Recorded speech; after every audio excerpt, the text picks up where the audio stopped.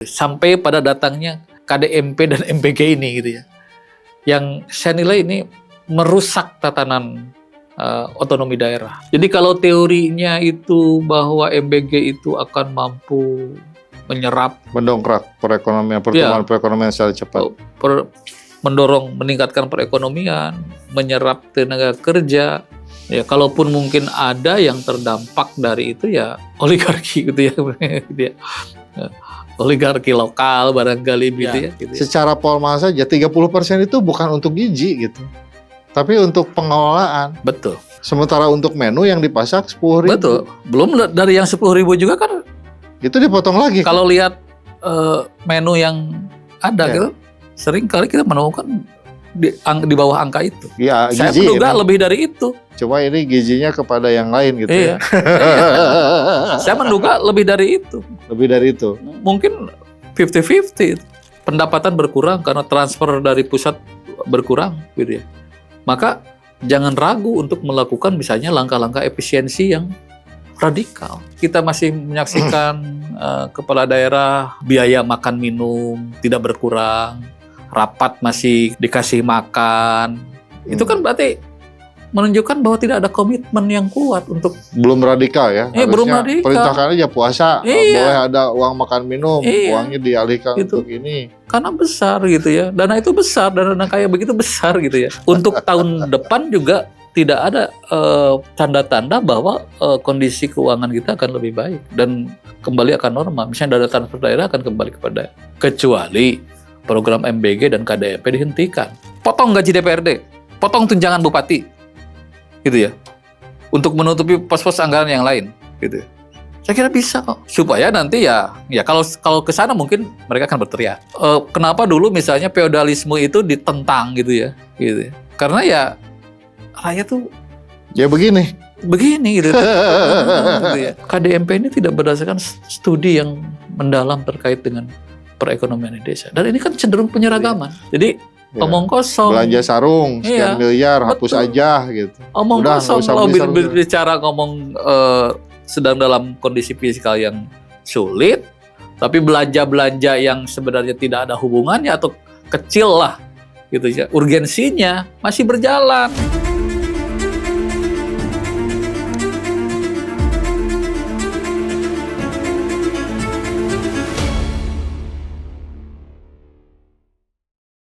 Bismillahirrahmanirrahim. Assalamualaikum warahmatullahi wabarakatuh. Baraya Priangat. Ketemu lagi di Perspektif. Program Makan Bergizi Gratis dan KDMP sudah bergulir. Karena ini adalah program prioritas nasional. Program ini dibiayai dari dana daerah. Akibatnya otonomi daerah semakin melemah hari ini. Tampak pemerintahan menuju kembali ke arah resentralisasi, yang pemerintah pusat itu memiliki kuasa sepenuh-penuhnya terhadap seluruh sumber daya yang dimiliki oleh pemerintah.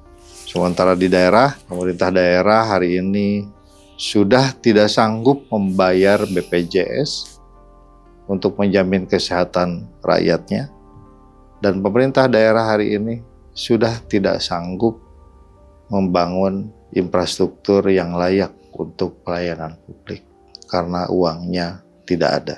Saya akan membicarakan persoalan ini bersama Pak Dr. Basuki Rahmat. Beliau adalah pengamat sekaligus akademisi dari STIA Tasikmalaya. Gimana? Setuju nggak KDMP, MBG, sikat otonomi daerah? Ya.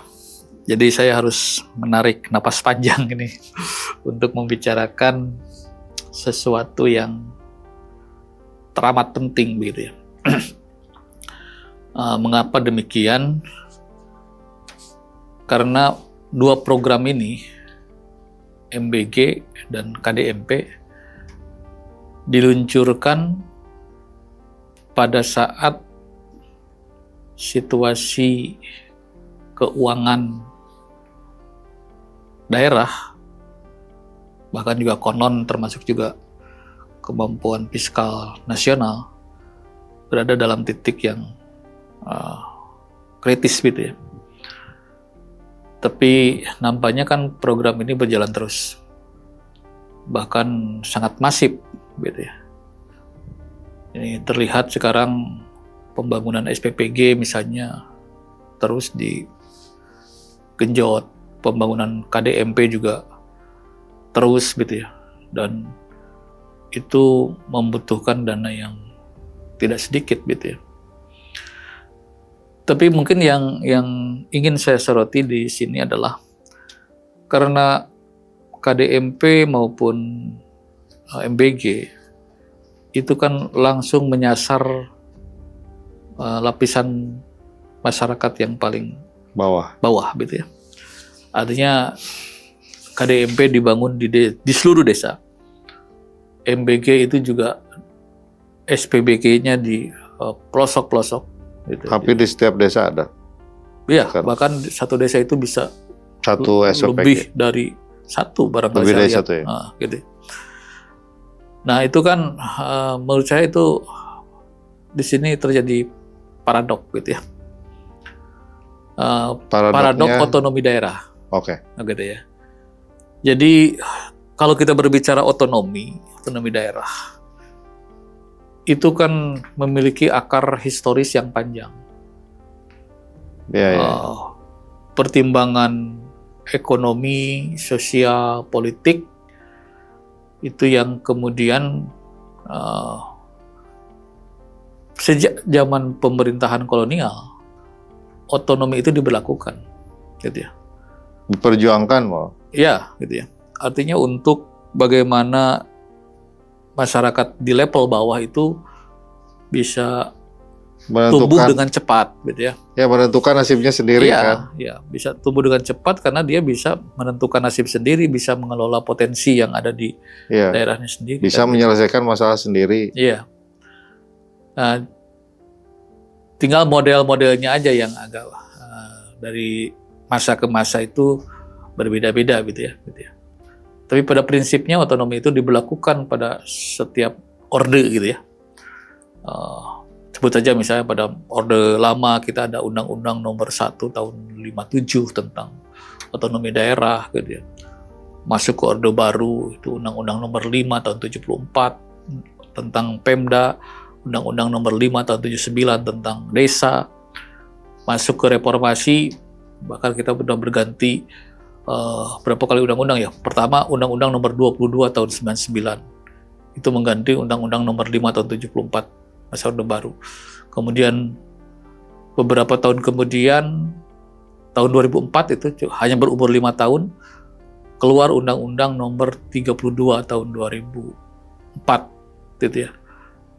Umur undang-undang itu juga hanya 10 tahun dan terakhir adalah Undang-Undang Nomor 23 Tahun 2014 tentang otonomi daerah dan Undang-Undang Nomor 6 Tahun 2014 tentang desa, di mana pengaturan desa dan pemerintahan daerah itu dipisah kembali gitu ya. Sama halnya seperti zaman Orde Baru.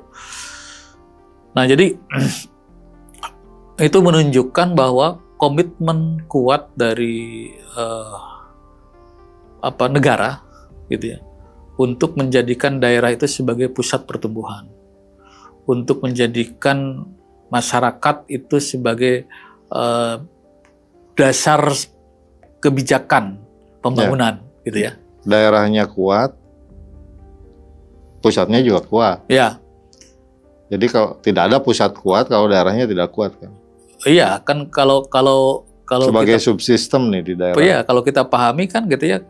Kalau desa kuat, maka kecamatan, kabupaten juga kuat kan begitu ya. Iya. Teorinya kan begitu gitu ya.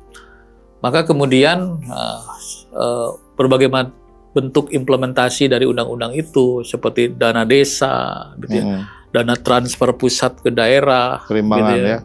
Gitu ya. Kemudian juga daerah diberi kewenangan untuk menarik pajak yang lebih luas segmennya gitu ya. Nah, saya kira itu hal yang memang berlangsung di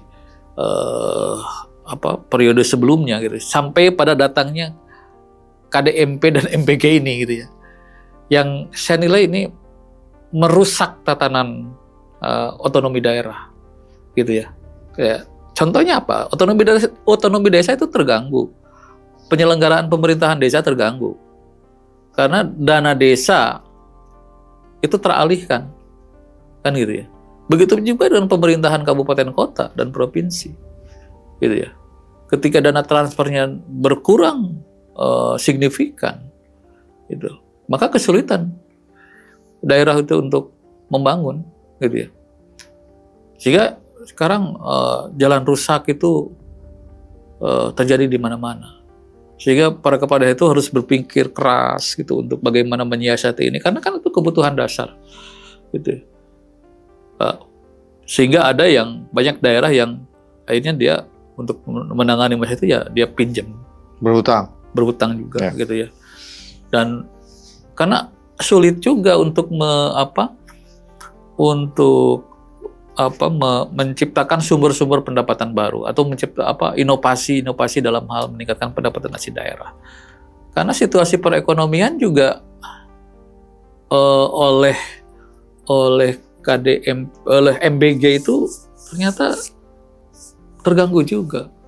Jadi kalau teorinya itu bahwa MBG itu akan mampu mendongkrak perekonomian, pertumbuhan perekonomian secara cepat, meningkatkan perekonomian, menyerap tenaga kerja, kemudian juga komoditas lokal itu akan faktanya kita hari ini belum menemukan efek langsung daripada MBG terhadap perekonomian masyarakat, gitu ya. Ya, kalaupun mungkin ada yang terdampak dari itu ya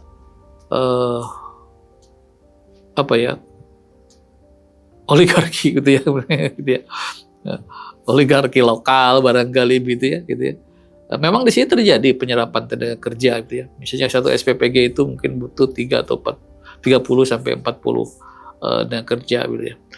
Nah, tapi kan ketika dia membelanjakan uang itu di lapangan, harga-harga sudah semakin tinggi. Jadi kalau mereka itu berupah 100.000 per hari misalnya gitu, dengan tingkat kenaikan harga yang itu ya, itu juga ternyata tidak memiliki efek yang luas gitu ya. Nah, sehingga ini menjadi persoalan serius gitu ya, harus dikaji ulang begitu ya. Kalau saya sih melihat program MBG termasuk juga KDMP itu, ini program yang secara mungkin strategisnya ini cukup strategis gitu ya. Secara filosofis bagus. Iya, gitu ya. Tapi ini pada tataran operasionalnya, gitu. Misalnya pertanyaan saya itu, kenapa MBG itu seperti kejar tayang gitu ya? Kejar target harus sekian 10 juta. Puluh juta gitu, sasaran segera terinikan gitu ya. Nah, sementara ya kan kalau kita melihat kan sasaran dari MBG itu juga kan kita bisa klasifikasikan sebenarnya gitu ya. Mana yang membutuhkan sangat segera gitu ya, atau mungkin ya tidak membutuhkan sama sekali kan gitu ya. Akhirnya ya kesiapan infrastruktur gitu ya. Yang akhirnya ya hukum ekonomi di situ. Kalau demand meningkat gitu ya, maka ya harga gitu naik gitu ya. Maka sekarang kan muncul persoalan gitu ya. Dari jatah MBG 10.000 itu gitu ya. Kalau melihat fakta, misalnya saya lihat di media-media itu dikemukakan ya, mungkin ada yang hanya menyajikannya dalam bentuk menu yang harganya di bawah itu gitu ya. 7.000 lah, 7.000, 5.000 ya. Gitu kan kadang-kadang kan. Kayak goreng sampo kemarin di video kan. Nah itu sebenarnya kan mungkin saja karena program ini terlalu tergesa-gesa gitu ya, untuk penyiapan infrastrukturnya juga perlu cepat, akhirnya kan berbiaya tinggi. Dari mana biaya itu? Ya biasanya kan itu tadi, mengurangi porsi-porsi itu untuk memenuhi kos-kos yang mungkin yang di luar ini. Nah jadi kembali kepada persoalan tata kelola pemerintahan daerah. Nah saya melihat sekarang pemerintah daerah itu termasuk pemerintah desa itu kan seolah-olah menjadi penonton dari program ini. gitu ya. Ada 2 program strategis nasional yang dianggaplah strategis, MBG dan KDMP. Sementara Pemda dan desa hanya penonton. Iya, Tidak dilibatkan sama sekali. betul. Ya tadi kan banyak lah ya kepala desa yang memberikan testimoni gitu ya. Kalau seperti itu ya di mana hakikat otonomi desa itu kan, gitu ya, yang diamanatkan oleh undang-undang gitu ya.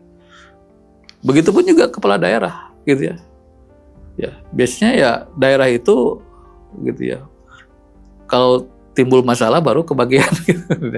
Tapi dari sisi itu dia kan sama sekali tidak melibatkan pemerintah daerah.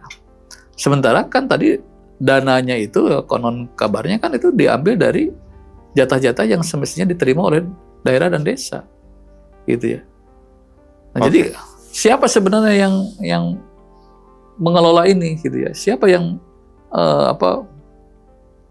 katakanlah ya mendapatkan berkah dari pelaksanaan program ini gitu ya? Siapa? Ya kalau tidak lihat masyarakat kan tadi gitu ya, belum menerima dampak ekonomi dari ini gitu ya. Kemudian tadi ada serapan tenaga kerja ya, kalau secara kuantitatif ya itu ya. Tapi kemudian multiplier efeknya dari itu juga tidak ketemu gitu ya. Nah yang mungkin tadi saya bilang gitu ya, ini oligarki lebih itu. Karena seperti yang pernah ada yang WA ke saya gitu ya, untuk quote and quote nebus gitu ya, SPPG itu kan juga perlu duit. Nah itu tidak sedikit gitu ya. Jual beli titik. Ya gitu ya, tidak sedikit gitu ya. Dan akhirnya memang iya, ada ya pihak pemodal yang masuk, yang punya duit. Tentu saja kan dia tidak cukup hanya dengan meminjamkan uang itu. Karena sekarang mereka udah pintar, nggak mau dia dibayar atau dikembalikan uangnya dalam itu, tapi dia minta jatahnya per porsi. Satu porsi dapat berapa dia katanya, karena saya udah kasih modal untuk itu. Ada praktek seperti itu ya? Iya, gitu ya. Jadi antara operasional dengan makan gizi yang dimakannya itu besar mana? Ya, apalagi kalau dihitung juga seperti itu. Tadi kan jadi besar mana nih kira-kira? Banyak dari yang uang 15.000 ini MBG ya tadi kan tidak ada dampak ekonomi kepada masyarakat, tidak ada multiplier efek untuk masyarakat secara ekonomi. Secara pembangunan daerah dirugikan karena dikurangi uang. Desa tidak sekarang ini asas rekognisinya tidak diakui. Oke, itu kita kan bisa ukur dengan nilai uang 15.000 per porsi per hari per anak kan. Yeah. Kali sekian puluh ribu. Kali sekian dapur lah, kali sekian ini. Kan itu angkanya besar sekali. Berarti ini kan soal asas keadilan, Kang. Iya. Dari porsi 15.000 ini masuk lagi yang jadi gizinya berapa? Maksud yang gaji gizi kasar tanda kutip ya.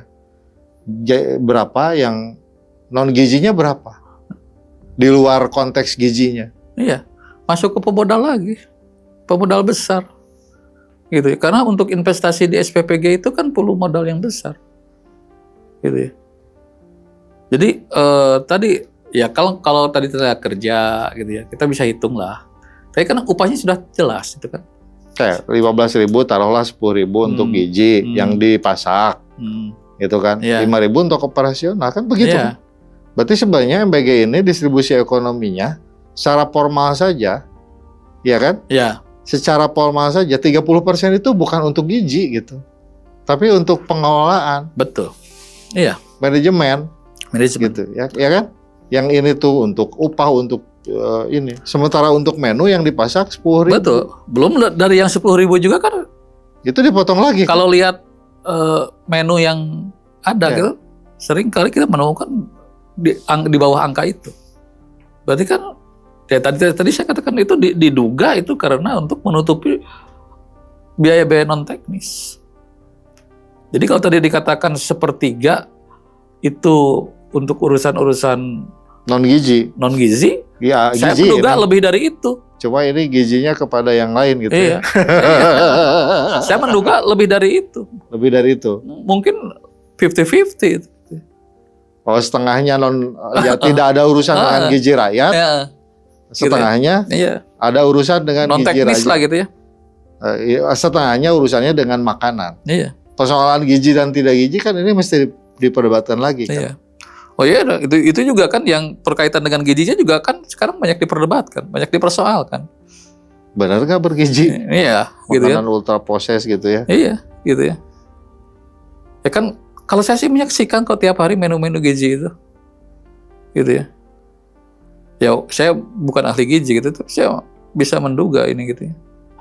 Ini apa betul? Paling tidak saya ragu ini apa betul ini bergizi gitu ya. Ya. Melihat bentuk, melihat volume dan lain sebagainya. Tapi it's okay lah. Tadi itu problem yang dihadapi ketika program MBG gitu ya. Tapi yang tadi saya katakan dampak yang lebih besar lagi itu pada aspek otonomi daerah itu. Karena apa ya? Karena anggarannya yang untuk membiayai gitu ya. Ya. Program yang problematik ini sangat besar, yang harus memotong anggaran daerah gitu ya. Kalau Kabupaten Tasik taruhlah sekitar berapa? 300 miliar, 320 miliar, Kota Tasik 200 sekian miliar. Dan itu kan angka yang cukup besar, dan itu angka yang biasa digunakan oleh Pemda untuk berinvestasi kan. Iya. Untuk dana investasi, kemampuannya. Karena begini, sehingga otonomi daerah ini terancam. Betul. Karena daerah tidak bisa melaksanakan kewenangannya kan Iya. gitu. Apalagi kan diyakini gitu ya bahwa otonomi itu menjadi jalan untuk mempercepat sebut saja misalnya kesejahteraan rakyat, kemajuan daerah, gitu ya. Karena betul-betul potensi daerah itu dikelola, gitu ya, gitu oleh daerah itu sendiri untuk kepentingan daerahnya kan begitu secara filosofinya gitu ya, otonomi daerah. Nah sekarang gitu ya pelaksanaan otonomi daerah itu terganggu, gitu ya, dengan adanya program-program yang nasional yang masuk ke desa, ke daerah, gitu ya. Yang mengambil sumber daya dari daerah. Sumber daya dari desa. Anggaran, termasuk anggaran juga. Kemarin saja sebenarnya gitu ya, pada saat belum ada MBG dan KDMP ini gitu ya, daerah itu masih mempertanyakan soal keseriusan pusat dalam otonomi ini, gitu ya. Karena masih banyak sumber-sumber potensi daerah yang masih ditarik ke pusat. Misalnya kehutanan, perkebunan, itu kan, gitu ya. Itu tambang, kan, tambang gitu masih ini menjadi urusan pusat, gitu ya. Ditarik lagi lah, gitu ya. Dulu sempat diberikan kepada daerah, tapi sekarang ditarik lagi. Nah, itu belum selesai persoalan itu sekarang muncul lagi, gitu ya. Dan ya kita menyaksikan sekarang para kepala daerah itu, bupati, wali kota, kepala desa itu menjeritkan gitu ya. Karena selama ini ya sumber keuangan mereka, fiskal mereka itu ditentukan oleh berapa besar dana transfer dari pusat ke daerah, gitu ya. Oke, karena otonomi tanpa uang itu nggak akan jalan. Ya, itu kan otonomi itu wujudnya adalah ya perimbangan dana. Karena iya betul. Jadi undang-undang otonomi daerah itu biasanya dibarengi dengan undang-undang perimbangan keuangan pusat dan daerah. Iya gitu kan ya. Ada kan. Iya. Ini hak daerah. Ini hak pusat. Nah, yang hak daerah ini sekarang diambil untuk membiayai MBG dan KDMP. Baik. Maka kalau begitu, untuk daerah-daerah yang bergantung kepada pusat yang hari ini dipotong, karena dia otonominya sudah hak otonominya sudah dikurangi dengan perampasan atau pengurangan hak daerah untuk membangun di daerah. Kalau begitu, mungkin nggak sih terrealisasi yang menjadi target atau bupati wali kota ini? Mungkin nggak dia bisa merealisasikan janji-janji politiknya? Oh iya. Sementara untuk urusan dasar aja udah terganggu nih, urusan BPJS terganggu. Ya, karena kan mereka itu dilantik pada saat program MBG dan KDMP itu kan belum jalan gitu ya, baru pada masih tingkatan wacana kan gitu ya. Nah tentu saja mereka itu punya ekspektasi yang besar ketika dia dilantik jadi kepala daerah gitu ya. Maka dia akan mewujudkan janji-janji politiknya gitu ya. Karena pada saat kampanye pastilah dia itu sangat punya idealisme yang tinggi gitu ya. Nah, sehingga melihat kenyataan seperti ini gitu ya. Ini kan sering diungkapkan oleh para kepala daerah. Bahkan banyak kepala daerah yang mengatakan kelihatannya sudah tidak sanggup lagi menjalankan otonomi jika terus-terusan seperti ini. Nah, sehingga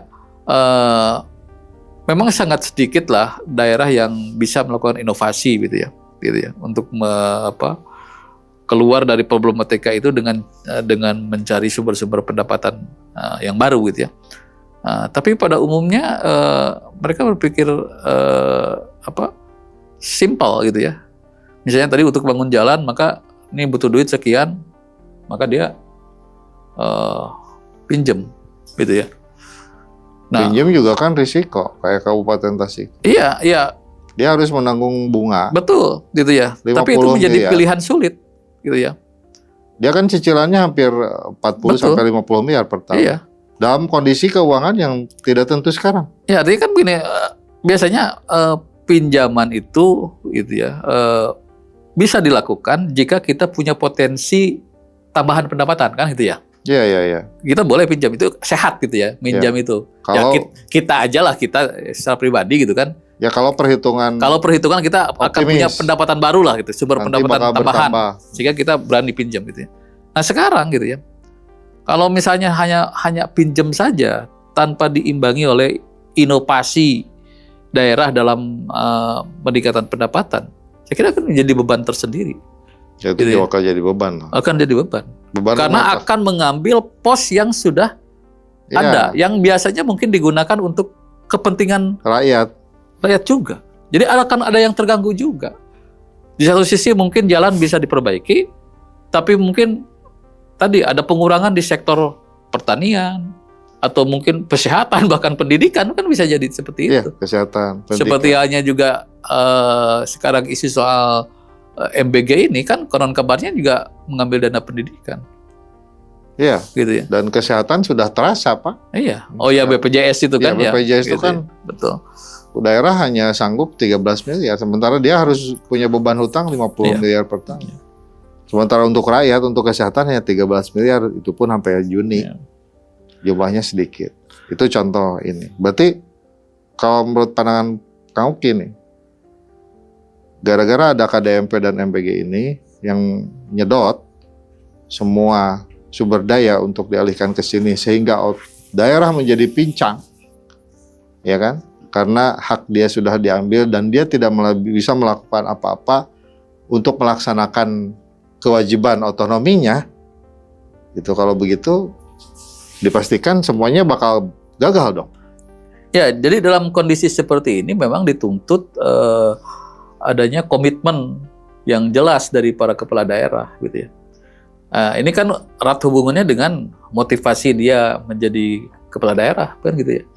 Nah kalau misalnya motivasinya memang kuat bahwa ide ini ingin membangun, dia harus cari jalan keluar gitu ya dari situasi seperti ini gitu ya.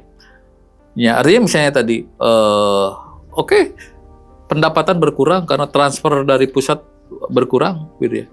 Maka jangan ragu untuk melakukan misalnya langkah-langkah efisiensi yang radikal gitu. Jadi kalau sekarang misalnya kita masih menyaksikan kepala daerah banyak aktivitas, mohon maaf ya, misalnya hal-hal kecil saja misalnya itu, biaya makan minum tidak berkurang, rapat masih dikasih makan, itu kan berarti menunjukkan bahwa tidak ada komitmen yang kuat untuk belum radikal ya. Belum radikal. Perintahkan aja puasa, boleh ada uang makan minum, uangnya dialihkan gitu. Untuk ini. Karena besar gitu ya, dana itu besar, dana kayak begitu besar gitu ya, gitu ya.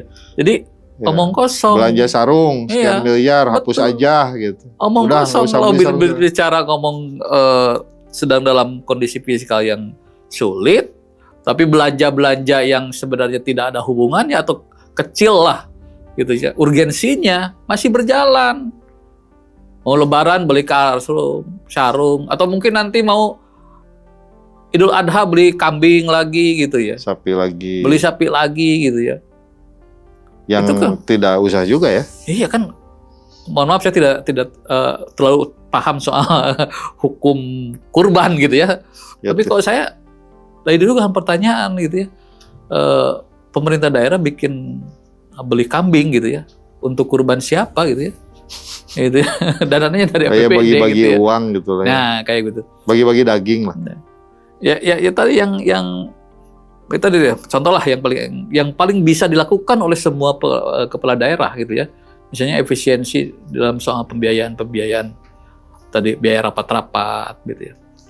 Jadi kalau sekarang masih ada kepala daerah yang di musim menjelang Ramadan ini gitu, di bahasa Ramadan itu masih bagi-bagi bingkisan gitu ya. Ya. Saya kira narikin uang dari pengusaha ya. Dari manapun lah hasilnya, dari data-data gitu. Yang ini kan tidak menggambarkan Cilacap yang kena itu kan. Iya, untuk THR katanya. Nah, itu kan itu yang mencerminkan bahwa komitmennya masih rendah kalau menurut saya gitu ya. Semestinya kan ketika kondisi ini terjadi gitu ya, harus menunjukkan komitmen yang kuat. Perjelas lagi komitmen dia untuk membangun, mensejahterakan, memajukan daerah itu, coba apa, buktikan, tunjukkan dengan apa ya, gitu ya. Diawali dengan membuang belanja-belanja yang tidak perlu. Belanja-belanja nggak perlu. Gitu ya. Udah diefisiensikan, sekarang dibuangin lagi gitu. Iya, gitu ya. Gitu. Jadi fokus saja pada apa yang menjadi kebutuhan dasar masyarakat gitu ya. Jadi harus tidak bisa dengan cara-cara biasa sekarang itu. Enggak bisa, harus radikal ini. Harus radikal. Itu karena kondisinya sudah sangat parah. Dan kalau RPJMD yang disusun kemarin, yang disepakati dengan DPRD-nya, itu udah pasti digagal. Sudah dong. Pasti harus direvisi. Dipastikan gagal. Harus direvisi. Karena kan ini menghadapi ketidakpastian. Ini sampai kapan misalnya pengurangan dana pusat itu kan? Apakah tahun depan akan kembali, kan belum ada. Ya enggak lah. Apalagi sekarang ditambah situasi global kan? Akibat perang Iran, Israel, Amerika kan? Itu kan dampaknya luar biasa ke kita itu. Ya, dampaknya ada di piring meja kita. Gitu ya. Jadi meja makan kita. Untuk tahun depan juga tidak ada tanda-tanda bahwa kondisi keuangan kita akan lebih baik dan kembali akan normal. Misalnya dana transfer daerah akan kembali kepada daerah. Kecuali program MBG dan KDMP dihentikan. Mungkin bisa recovery lagi. Saya mau bertanya, apa pendapat Akang nih? Kenapa kepala daerah, termasuk anggota DPRD, semua lah ya, tidak ada yang teriak soal MBG dan KDMP yang sudah tadi Akang bilang merusak tatanan, gitu ya, merusak tatanan otonomi daerah dan mengambil hak otonomi daerah. Ya, kalau soal ini gitu ya, saya lebih melihat pada budaya politik kita itu ya, gitu ya. Jadi karena ewuh pakai ewuh gitu ya, budaya patrimonial gitu ya. Jadi menganggap bahwa pemerintahan yang lebih tinggi gitu ya, pemerintah pusat apalagi presiden apalagi adalah sesuatu pihak yang lebih tinggi gitu ya. Mungkin dia memposisikan sebagai bawahan gitu ya. Loh, kita sehingga kan republik. Ya itu, saya katakan budaya kan. Ya. Budaya kita kan walaupun budaya respublika itu kan belum kita kan bukan kerajaan kan. Iya. Prabowo bukan kerajaan, raja kan. Prabowo itu presiden kan. Ya boleh presiden, tapi mungkin budaya monarkinya gitu ya. Jadi kenapa dong mereka tidak teriak? Ya tadi karena saya melihat dari sisi aspek untuk memperjuangkan aspirasi pikiran-pikiran daerah dia. Ya. Oh ini daerah nih sedang dikebiri nih. Dikebiri hak otonominya, dikebiri anggarannya, dikurangi berbagai halnya, dicekek lah gitu kasarnya oleh pemerintah pusat yang lebih mengutamakan satu program yang bombastis mengeluarkan uang dan tanda kutip tadi tidak ada dampaknya. Kenapa? Karena tadi mungkin saya menduga itu adalah ebu pakai ebu. Nah, tapi kalau misalnya sudah mengganggu pada kepentingan pribadi-pribadinya, saya yakin mereka akan berteriak. Jadi artinya sekarang gitu ya, gitu. Kalau ini saya kira potong gaji DPRD, potong tunjangan bupati, gitu ya, untuk menutupi pos-pos anggaran yang lain, gitu. Saya kira bisa kok. Kalau punya komitmen, tadi kembali kepada komitmen yang kuat, gitu ya. Supaya nanti ya kalau ke sana mungkin mereka akan berteriak. Gitu ya. Gitu ya. Jadi tapi kalau sepanjang tidak mengganggu bupati, wali kota dan anggota DPRD yang ada di daerah di kabupaten kota hari ini iya, itu hanya memikirkan urusan pribadinya, tidak mau mereka ngomong urusan. Mungkin sampai hari ini dia belum merasa mengganggu kepada kepentingan pribadi-pribadinya. Atau gitu ya? Tadi karena mereka masih bermental feodal begitu.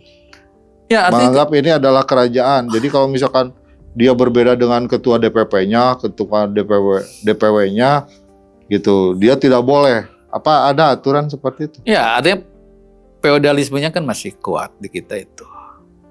Ewuh pakai ewuh masih tinggi, gitu ya.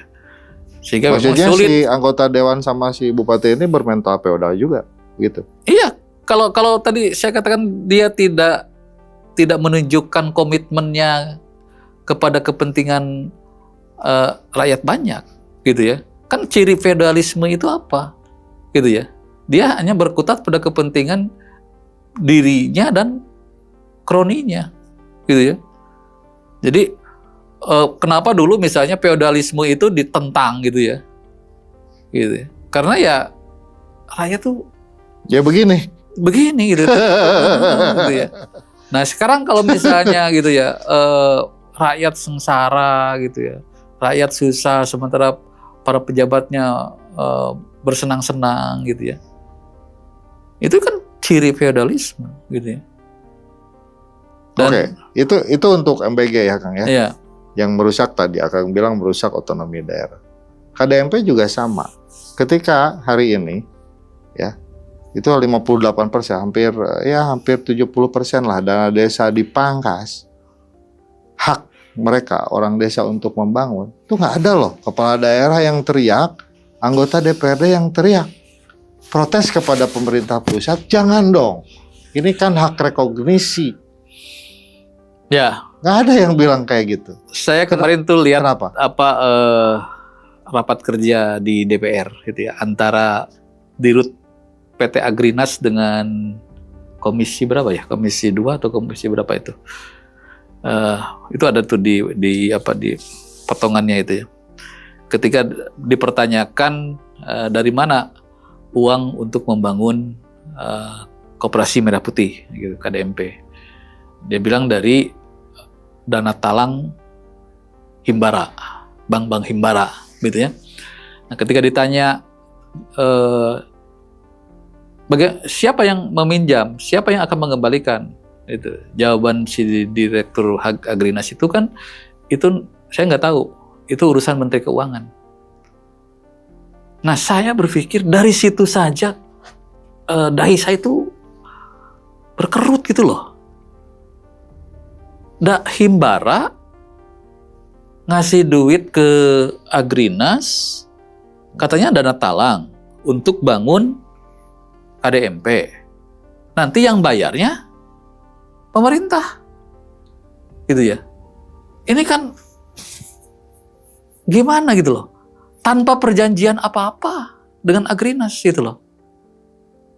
Dia betul-betul dia dapat terima dana seperti dana hibah. Dana hibah saja kan perlu jelas apa pertanggungjawabannya. Nah, jelas proposalnya. Dari sisi mekanisme itu saja, kan menjadi pertanyaan besar gitu ya. Ini tata kelola KDMP itu gimana gitu ya. Apalagi kalau kita melihat di lapangan misalnya tadi banyak keluhan-keluhan dari para kepala desa lah terutama gitu ya. Mereka tidak dilibatkan, kemudian juga mereka tidak tahu ini mau gimana, mau bisnis apa.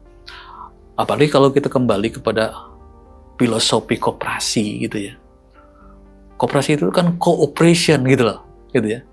Kerjasama anggota kan, berawal dari bawah, bottom up itu namanya koperasi itu ya. Nah sekarang gitu ya. Yang menjadi anggota KDMP itu siapa? Terus apa yang dilakukan oleh katakanlah sebut misalnya masyarakat di sana gitu. Tapi kan masih itu harus teridentifikasi, gitu ya. Karena dalam koperasi itu ada hak dan kewajiban. Kewajiban anggota itu ada iuran pokok, ada iuran wajib, ada iuran apalah gitu, ada beberapa jenis iuran itu ya. Yang itu nanti akan kemudian dikelola gitu ya. Lalu kemudian nanti itu akan kembali lagi kepada anggota. Itu kan koperasi itu begitu. Gitu. Nah, sekarang tiba-tiba koperasi itu dikasih duit. Untuk membangunnya udah dibangunin. Nanti mungkin untuk operasional juga udah jalan gitu ya. Nah, sebut saja nanti itu koperasi itu akan berjalan gitu ya, akan berbisnis. Sebut saja dia nanti akan mendapat keuntungan gitu kalau untung gitu ya. Nah keuntungan itu kemana? Untuk bayar tadi dana pinjaman misalnya gitu ya. Itu perlu beberapa waktu untuk bisa itu kalau berhasil. Kalau gagal, kan potensi untuk gagal bisa jadi, bisa ada juga kan? Sangat tinggi, bukan ada juga. Gitu ya. Jadi siapa nanti yang harus? Ya dengan problem kayak gini kan yang dasar aja kan. Iya, gitu ya. Masyarakatnya aja nggak paham kok. Oh iya.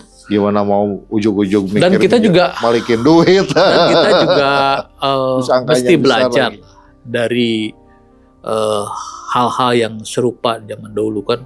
Zaman KUD, BUUD itu dulu di tahun 70 berapa, 78-an lah gitu ya. Yang dulu itu menyalurkan pupuk gitu ya untuk ya, petani. Monopoli ya. Itu. Gilingan padi gagal itu gitu monopoli ya. Gagal itu. KDMP ada indikasi mau monopoli ya susah kalau sekarang udah terbuka kayak gini mau monopoli kayak gimana coba. Nah sekarang juga kan bisnis KDMP itu apa?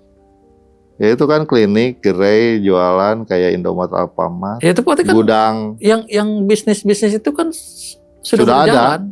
Ya sudah ada di masyarakat. Berarti kan mau men-take over atau ya, mampu nggak bersaing dengan masyarakat aja yang sudah ada gitu ya. Ya kan? Itu aja pertanyaannya gitu ya. Atau mengganggu gitu ya. Mengganggu bisnis masyarakat yang ada. Ya, kan kalau berbicara bisnis gitu ya, dia kan harus menunjukkan kelebihannya apa sehingga nanti itu akan dia punya kemampuan untuk merevenue modalnya kan gitu ya. Kalau tidak kan misalnya dari sisi pelayanan, kalau klinik tadi misalnya gitu ya. Kan di situ kan membutuhkan tenaga. Berarti kan ada rekrutmen untuk tenaga medis. Ada. Sekarang kan sekian puluh ribu kan. Puluhan ribu orang kan SPPI. Gitu ya.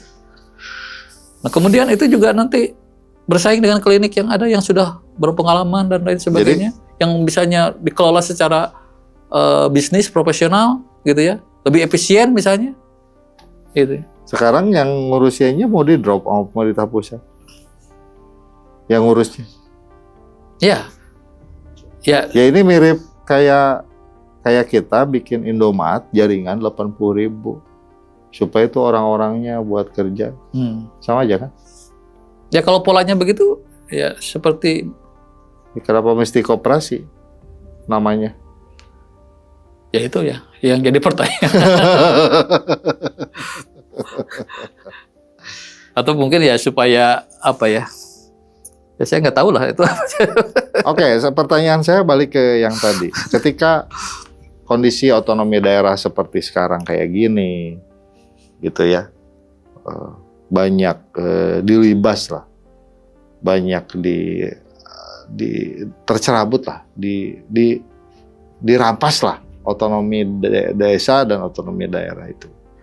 Lalu sekarang saya melihat fenomena kepala daerahnya diam, tidak ada yang minimal berbicara, beropini, atau menyampaikan gagasan kepada presiden, gitu, kepada gubernur. Lalu saya melihat anggota dewan juga tidak ada yang berani berteriak lantang menyoal persoalan ini. Dan ini kompak nasional, bukan hanya di Tasik, ya, bukan hanya di Priangan, bukan hanya di Jawa Barat, tapi ini secara nasional. Kenapa semuanya pada diam?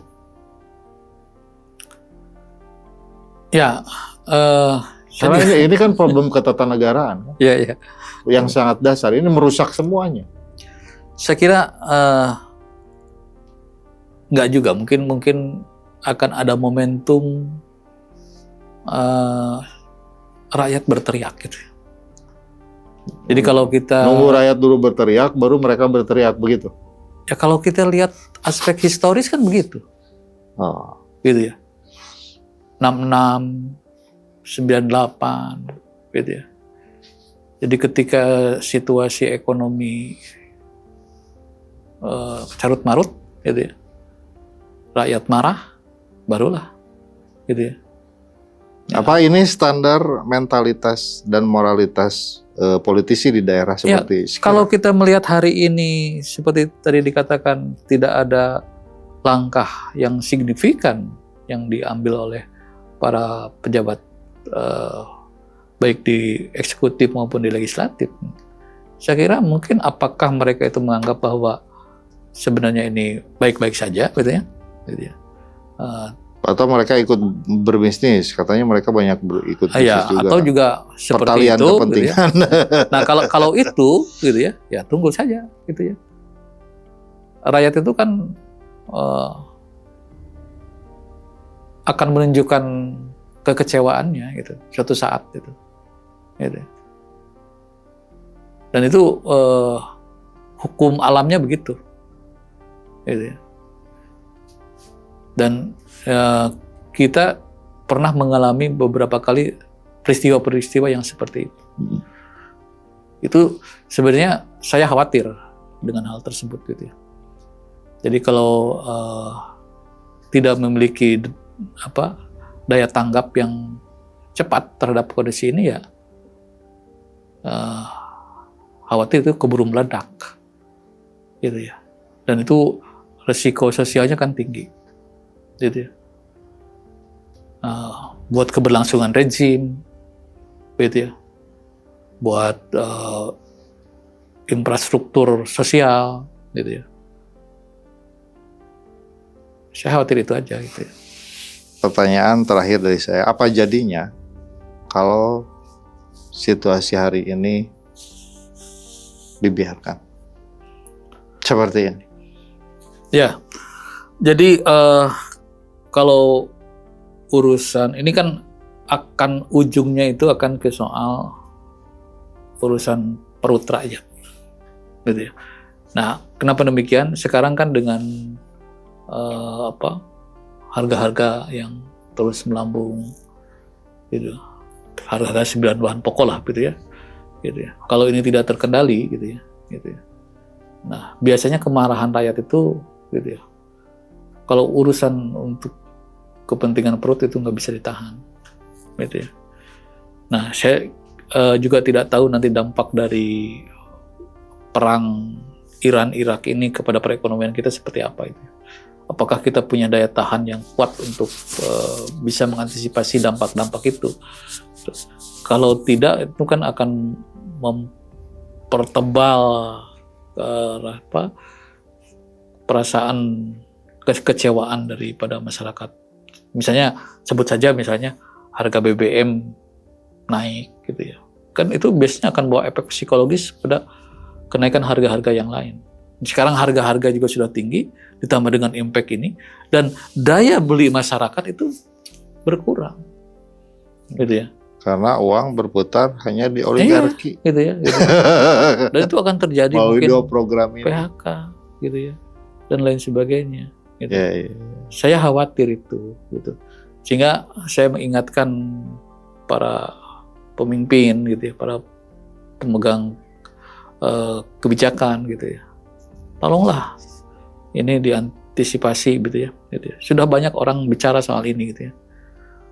Para ahli juga sudah mengingatkan tentang hal ini, gitu ya. Jadi nggak usah, kalau memang ini harus dihentikan terlebih dahulu, gitu ya, atau dihentikan sama sekali, saya kira jangan khawatir bahwa pemerintah itu kehilangan muka. Justru tindakan itu akan menyelamatkan kita dari keadaan yang lebih buruk di masa yang akan datang. Oke, Gitu ya. sikap Akang sendiri? KDMP, MBG. Ya, kalau Lanjut saya, atau hentikan dulu? ya, kalau saya hentikan, gitu ya, atau lakukan secara bertahap, gitu ya. Untuk MBG misalnya, coba dibikin klaster dulu, gitu ya. Mana yang sangat membutuhkan, gitu ya. Dari mana kita mulai, gitu ya.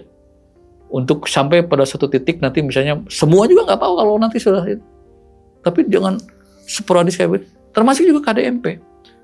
Saya khawatir gitu dengan KDMP ini dibangun, kemudian nanti nggak berjalan. Saya punya contoh begini. Pernah suatu waktu itu ada gandrung membangun pasar desa, gitu ya. Desa-desa kepada situ ngajuin ke pemerintah daerah gitu ya, untuk dibangunkan pasar desa. Dibangun, ternyata nggak ada isinya. Pasar udah berhasil dibangun, tapi nggak ada pasar. Nggak ada aktivitas. Akhirnya apa? Jadi bangunan yang tidak terbengkalai, gitu ya. Nah, karena saya melihat KDMP ini tidak berdasarkan studi yang mendalam terkait dengan perekonomian di desa. Dan ini kan cenderung penyeragaman, gitu ya. Yang sementara potensi kita itu kan di desa pasti berbeda-beda, gitu ya. Nah itu yang kekhawatiran saya, sehingga tadi untuk SPPG atau MBG ini saya berharap dilakukan secara bertahap, dievaluasi lagi, gitu ya. Kemudian juga KDMP pun juga begitu, gitu ya. Dilakukan bertahap saja, gitu ya. Artinya mana desa-desa yang sudah siap, potensinya juga cukup besar, gitu ya, barulah oke lah bangun KDMP. Gitu. Oke, terima kasih. Oke, kita Sama-sama. ketemu lagi dengan pembahasan yang lebih menarik lagi. Bila taufiq wal hidayah. Assalamualaikum warahmatullahi wabarakatuh. Waalaikumsalam warahmatullahi wabarakatuh.